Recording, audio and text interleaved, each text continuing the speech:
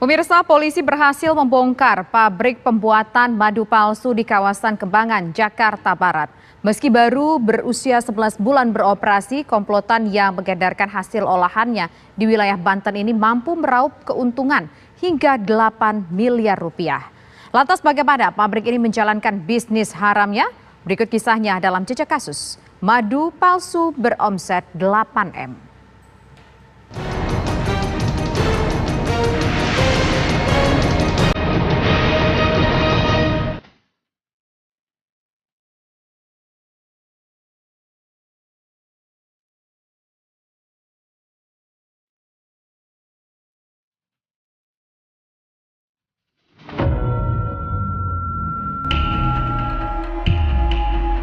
Di rumah sederhana inilah yang berada di wilayah Kembangan, Jakarta Barat merupakan tempat produksi penjualan madu palsu beromset 8 miliar rupiah. Pertanyaannya, bagaimana tersangka dapat meracik dan menjual madu palsu dengan leluasa ke masyarakat? Inilah Jejak Kasus.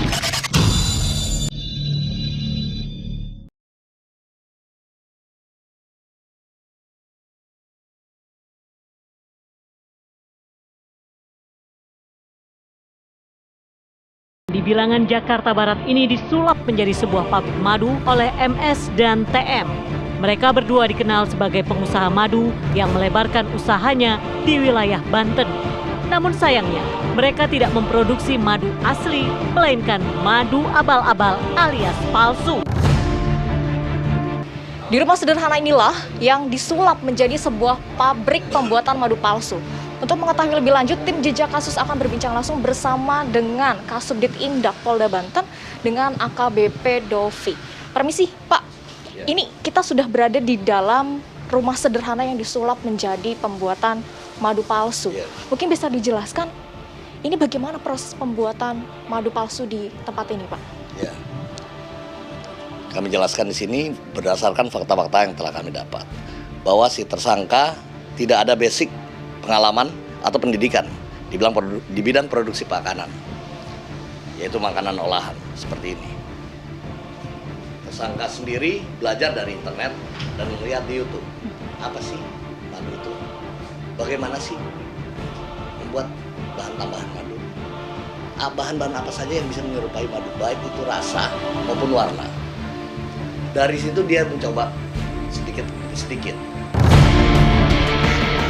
Puluhan drum ini memang berisikan campuran madu palsu yang tak ada kadar madunya barang sedikit. Madu KW milik para tersangka ini ternyata berbahan dasar molase atau ampas tebu yang dicampur dengan glukosa dan fruktosa atau pemanis buatan.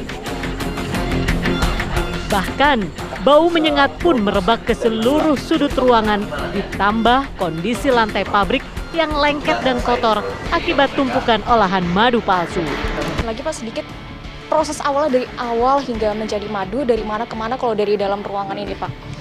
Pertama di sini tempat dapur, kodok ini brutus ya, kodok ini brutus, kodok nyampe panas ya, brutos ya, nyampe panas. Setelah panas langsung bawa ke sini pakai ember, masukin ke tong itu yang dibongkar itunya, langsung dikocek. Karena kalau udah dikasih panas itu lunak banget, gampang, enteng dikoceknya, itu nggak berat gitu. Kalau udah kasih panas itu glukosa aja. Udah, setelah itu diapain lagi? Setelah itu saring, masukin ke trigen, udah dijual. Artinya kamu tidak ada kandungan madu asli sama sekali? Nggak ada. Jadi bahan awalnya dikumpulkan dulu, kemudian dimasak terlebih dahulu? Iya.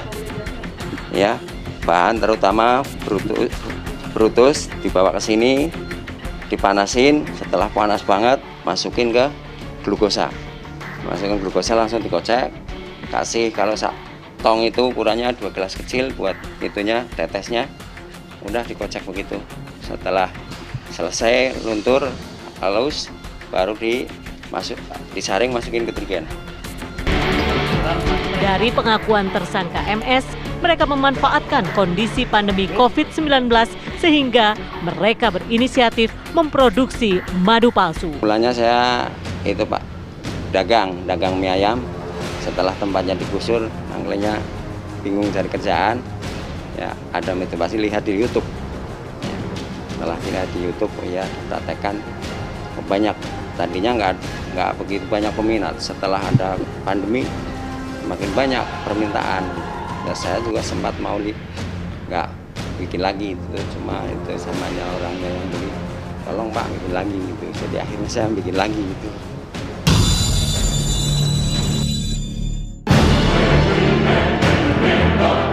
Selain TM dan MS, polisi juga menangkap satu tersangka AS yang berperan sebagai penjual madu di wilayah Lebak, Banten.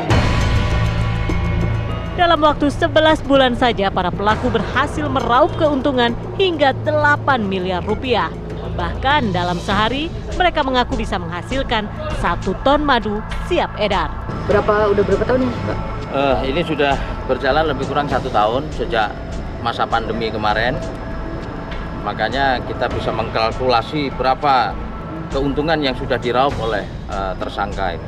Pak, ini motifnya apa, Pak? Motifnya adalah mencari keuntungan saja. Momen pandemi Momen dengan memanfaatkan momen pandemi. produksinya per hari berapa itu, Pak? Per hari bisa memproduksi 1 ton. Itu semuanya dikirim ke Lebak atau? Nah, jadi mereka jual online, sebagian dijual ke wilayah luar Jakarta, termasuk dijual juga di Lebak atau di Banten.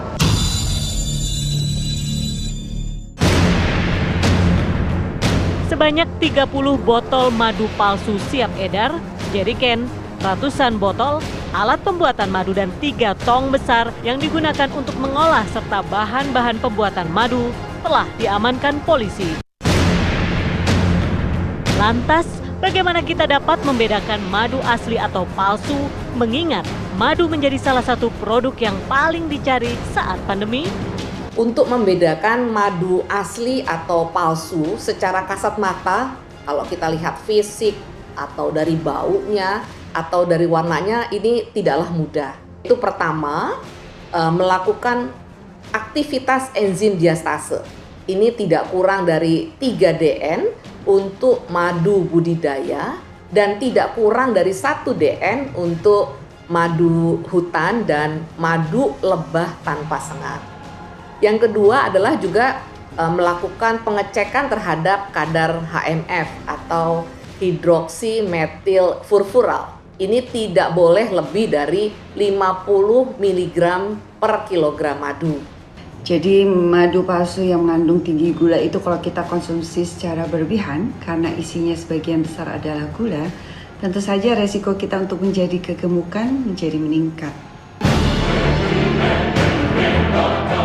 Para tersangka kini dikenakan pasal dalam Undang-Undang 18 tahun 2012 tentang pangan dengan ancaman 2 tahun penjara, denda 4 miliar rupiah.